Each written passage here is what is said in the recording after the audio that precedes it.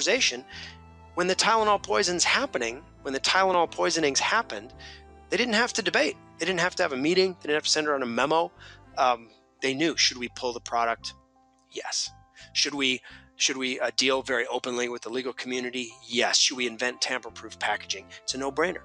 So that purpose, we sometimes think of purpose as something that's kind of in our heart or something that's in our gut. In fact, it's in our windshield. Like, building the windshield of purpose is probably one of the most important things that any leader can do, because it allows you to do what Johnson & Johnson did, which was navigate this very dynamic, volatile situation and know where you're going and not get distracted and not get swept off your feet by moments, because you know where true north is and you can find it together. So that's why purpose is so important, because it's not really purpose, it's navigation. And navigation is a problem that every leader and every group faces. How do we navigate this world and keep true north in front of us all the time? One great leader that's built an extraordinary culture of hospitality, both internally and externally, is Danny Meyer, CEO and founder of Union Square Hospitality Group and Shake Shack, who was on the Tony Robbins podcast a few episodes back. He was like a lot of people. He opened a restaurant in the 80s, and it was extremely successful. And then Danny Meyer opened a second restaurant, and they both began to fail because he was the culture. Like, he couldn't be in both places at once. And so when he was in the room, everybody knew how to behave. They knew what was important. They knew how to act. They knew what the priorities were. But when he started not being around, they both started to really struggle, both restaurants. And so he did something really smart. He closed them for a period of time. He had a retreat, and he gathered everybody up, and he started building out what I would call his mantra map, his set of really simple, value-centered slogans, mantras that capture what it is to be the kind of place that he wanted to create, that capture the energy and the soul and the true north of what they wanted to be. And they were a bunch of really, it's kind of funny to think about, because when you look at them, they're a bunch of really kind of corny slogans. There are things like the excellence reflex. It's loving problems, athletic hospitality. Here's a good one.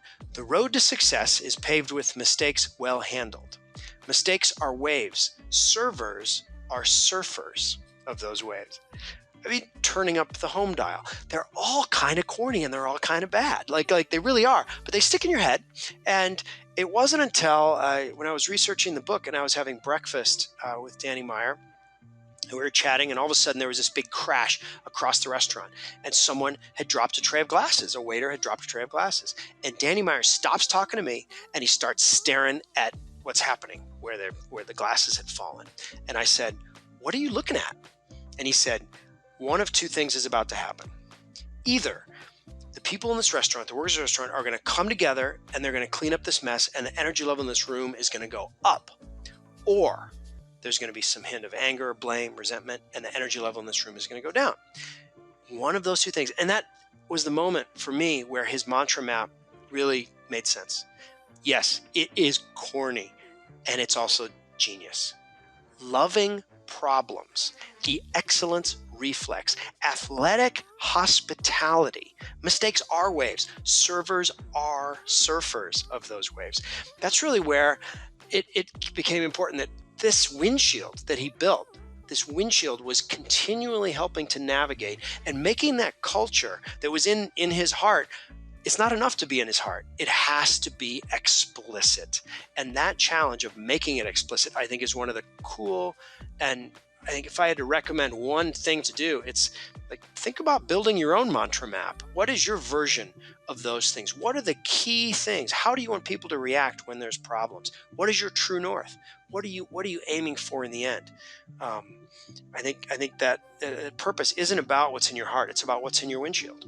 To learn more about where great culture comes from and how to build and sustain it in your group, check out Daniel's book, The Culture Code.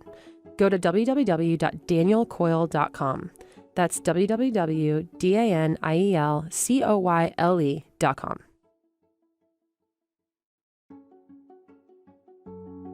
The Tony Robbins Podcast is a collection of interviews and stories and is produced by the Tony Robbins team.